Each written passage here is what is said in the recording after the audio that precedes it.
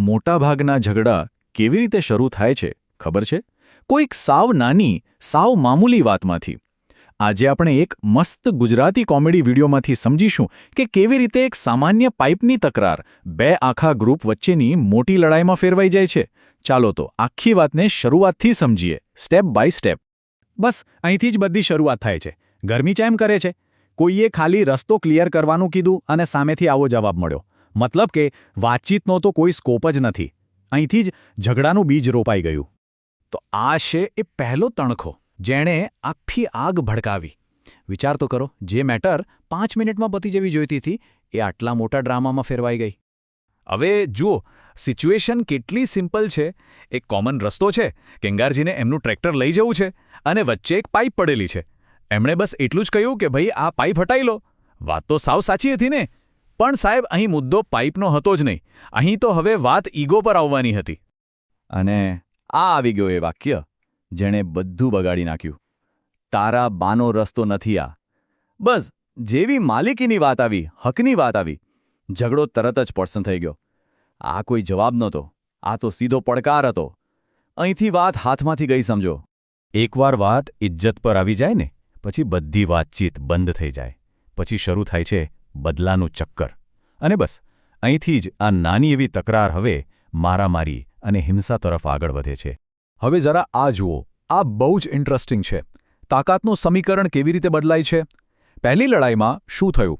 કેંગારજી એકલા હતા અને સામે ફૂમતઈ અને વાઘો 2 જણા હતા. રિઝલ્ટ? કેંગારજીને માર પડ્યો. પણ પછી શું થયું? બદલો. હવે કેંગારજી 4 લોકોને લઈને આવ્યા અને સામે ફૂમતઈ એકલા જ હતા. અને પરિણામ? ફૂમતઈને બહુ જ ખરાબ રીતે માર પડ્યો. આને કહેવાય અપ્રમાણસર બદલો. આણે તો સીધું આગમાં ઘી હોમવાનું કામ કર્યું. આખી ઘટના કેટલી ઝડપથી વણસી એ જુઓ. શરૂઆત થઈ એક પાઇપથી, ખાલી બોલાચાલી.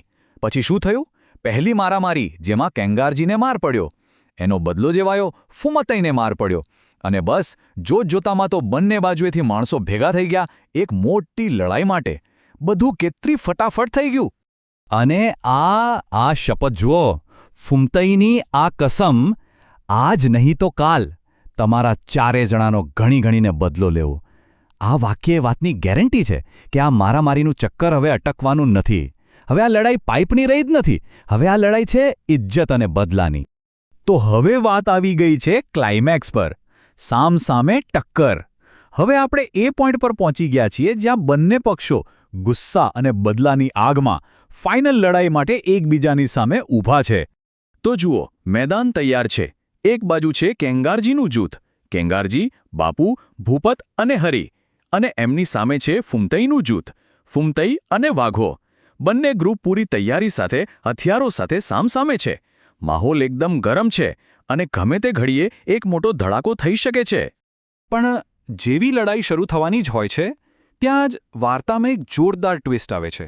એક એવા માણસની એન્ટ્રી થાય છે જે આખી ગેમ જ બદલી નાખે છે. બસ જેવી મારામારી શરૂ થવાની હતી, ત્યાં જ મફુજી નામના એક વડીલ સીધા વચ્ચે આવી જાય છે અને બંને ગ્રુપને એકબીજાથી દૂર કરી દે છે. આ બહુ જ મોટો મોમેન્ટ છે. એમણે ખાલી શારીરિક રીતે જ નહીં, પણ આવનારી મોટી હિંસા પર એકદમ બ્રેક મારી દીધી. અને આ છે મફુજીનો માસ્ટર સ્ટ્રોક. એમણે પૂછ્યું જ નહીં કે કોણ સાચું, કોણ ખોટું. એમણે સીધો જ એક સવાલ પૂછ્યો, તમે નક્કી કરી કાઢ્યું છે કે તમારે જેલમાં જ જવું છે? એમણે સીધો જ ફોકસ લડાઈના પરિણામ પર લાવી દીધું. જે લોકો ગુસ્સામાં અંધ હતા, એમને ભવિષ્યનો ડર બતાવ્યો. આ વાક્ય તો સીધું દિલ પર વાગેવું છે. જેલમાં બેઠા બેઠા પછી ટપ ઓહું પડતા હોય છે. અહીં મફુજી એમને યાદ કરાવે છે કે અત્યારની આ બધી બહાદુરી છે ને, એ પાછળથી પછતાવામાં બદલાઈ જશે. અને એની સૌથી મોટી અસર કોના પર પડશે? એમના પરિવાર પર. આ લડાઈની અસલી કિંમત શું છે એ એમણે સમજાવી દીધું. તો ચાલો મફુજીની આખી મેથડને સ્ટેપ બાય સ્ટેપ સમજીએ. પહેલું પગલું, હિંસાને રોકો. બીજું, જેલ જેવા કાયદાકીય પરિણામો યાદ કરાવો. ત્રીજું, એમને એમની પારિવારિક જવાબદારીનું ભાન કરાવો. ચોથું, એમને સમજાવો કે આ જે મૂળ ઝઘડો છે એ કેટલો નાનો અને વાહિયાત છે. અને છેલ્લું અને 5મું પગલું, બંને પક્ષો વ્યવસ્થિત રીતે માફી માંગી શકે એવો રસ્તો કાઢો. શું ગજબની સ્ટ્રેટેજી છે નહીં? આને કહેવાય પરફેક્ટ મીડિયેશન. તો આટલી બધી મહેનત પછી આ મધ્યસ્થીનું પરિણામ શું આવ્યું? ચાલો જોઈએ. હવે આપણે આખી કહાનીના અંતિમ તબક્કામાં છીએ, જ્યાં શાંતિ પાછી આવે છે અને આપણને બધાને એક શીખ મળે છે. અને આ રહ્યા એ જાદુઈ શબ્દો જેની જરૂર હતી. ભાઈ, અમારી ભૂલ થઈ જઈ, તમારા 4 જણાની માફી માંગે છે. જે પક્ષે પહેલો હાથ ઉપાડ્યો હતો એ જ પક્ષે આગળ વધીને માફી માંગી. અને બસ આ એક જ વાક્યએ બદલાના આખા ચક્કરને તોડી નાખ્યો અને ઝઘડાનો અંત લાવી દીધો. પણ જુઓ, વાત ખાલી માફી માગીને પૂરી નથી થઈ જતી. ભવિષ્યમાં આવું ફરી ન થાય એના માટે કેટલીક શરતો પણ નક્કી કરવામાં આવી. જેમ કે બંને પક્ષો શાંતિથી રસ્તાનો ઉપયોગ કરશે, કોઈ એકબીજા પર રોષ નહીં જમાવે અને ભવિષ્યમાં કોઈ પણ ઝઘડો થાય તો સીધી મારામારી નહીં પણ મધ્યસ્થી પાસે આવવાનું. અને સૌથી અગત્યનું, ફરીથી સારા પાડોશી બનીને રહેવાનું. તો આ આખી વાતમાંથી આપણને શીખવા શું મળ્યું? એ જ કે ગમે તેવડો મોટો ઝઘડો કેમ ન હોય, એને રોકવા માટે 2 વસ્તુઓ બહુ જ જરૂરી છે. એક, કોઈ સમજદાર વ્યક્તિની અસરકારક મધ્યસ્થી, અને બીજું, ભૂલ સ્વીકારીને માફી માંગવાની હિંમત. આ 2 વસ્તુઓ હોય તો બદલાનો ચક્કર રોકાઈ શકે છે. અને અંતે આ આખી કહાની આપણને એક મોટા સવાલ પાસે લાવીને ઊભા રાખી દે છે. આખો ડખો એક નાનકડી પાઇપથી શરૂ થયો હતો, બરાબર ને? તો વિચારવા જેવી વાત એ છે કે આપણા પોતાના જીવનમાં પણ આવી નાની નાની બાબતોને મોટા ઝઘડા બનતા કેવી રીતે રોકી શકાય?